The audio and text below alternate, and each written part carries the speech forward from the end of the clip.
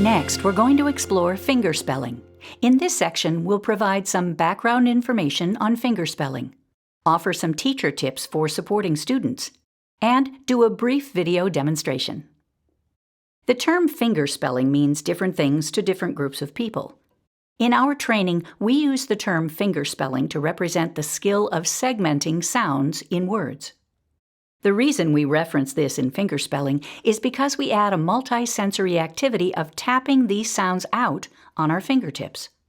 We'll talk more about how this process supports students in accurately spelling words on paper in just a moment. One of the things we want to do when we introduce this activity to students is stress that this is about segmenting sounds.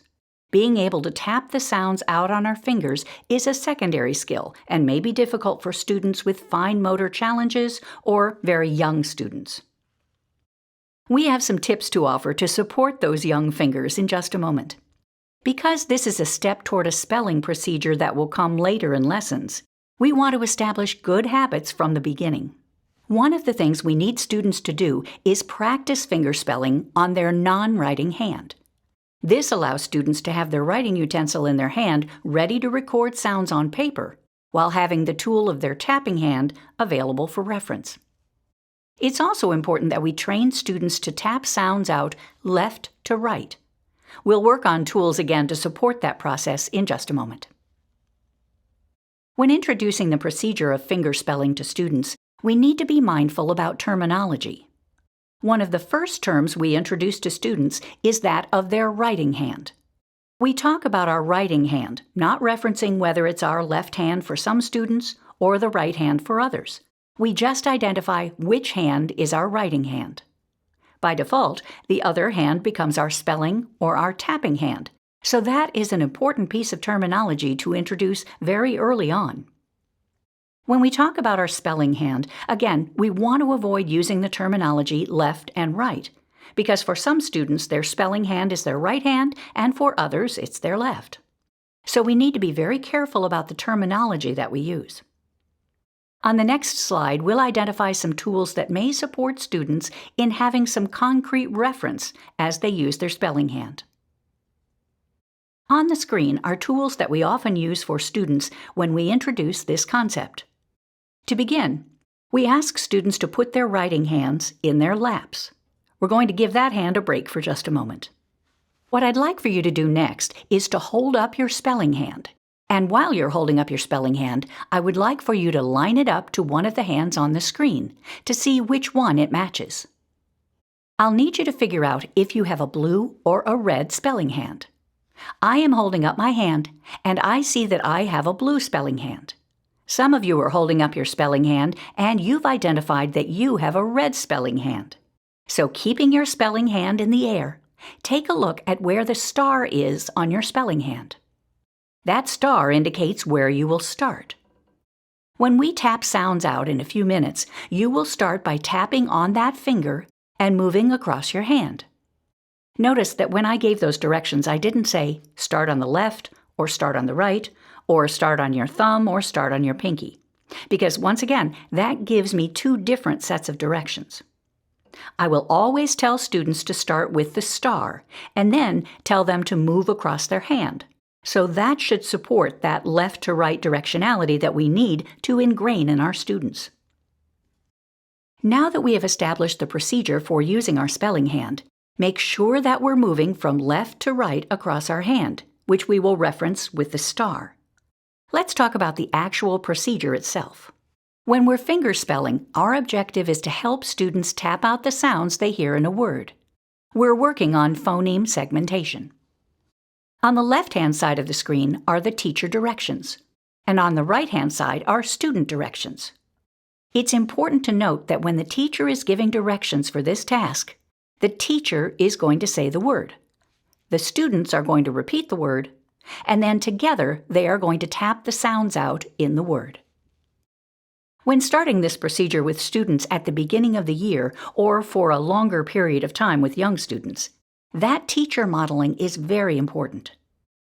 The teachers should be continuing to tap out sounds with students for quite some time. It gives positive reinforcement when they're tapping correctly and good corrective feedback when they're not.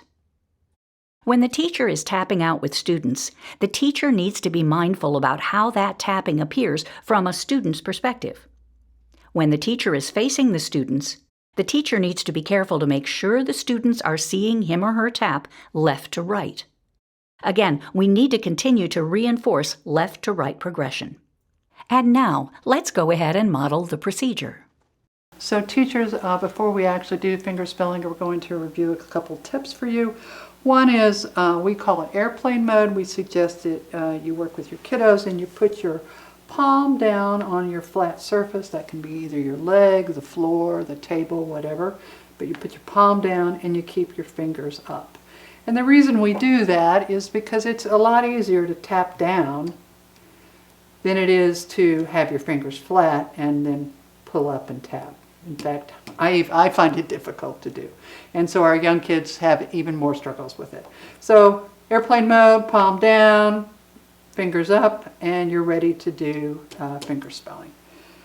The second thing is to remind us of our red and blue hands. I have a blue hand here because I'm right-handed, but teachers will either pass them out, kiddos keep them at their desks so they're all ready to be used, or they may keep them in a basket or container of some kind in the corner and pass them out when they need it.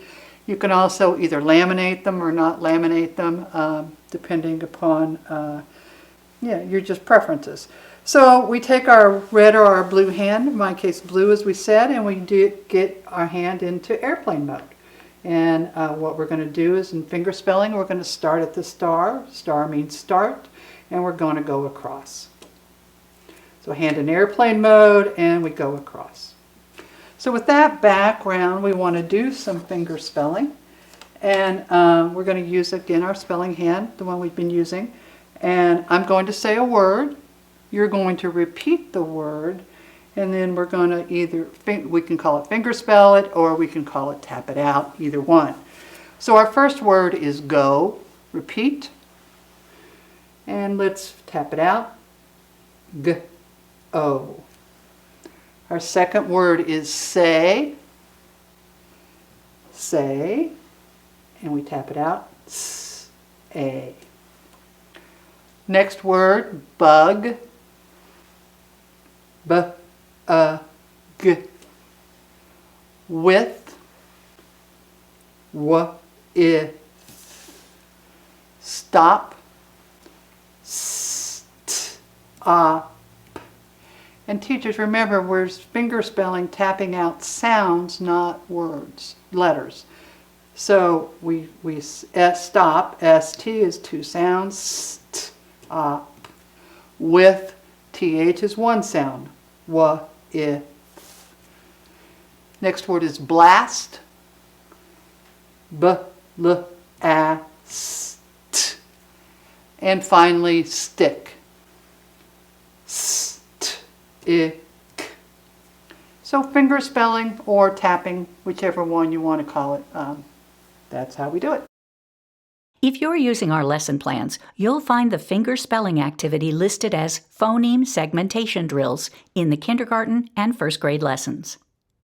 This procedure is introduced very, very early on in kindergarten and stays all throughout the year. In first grade lessons, it is introduced at the beginning of the year and tapers off once students no longer need to practice this skill. In all grades, finger spelling is a step in the Words to Spell procedure. We'll talk more about that in the Words to Spell section of training.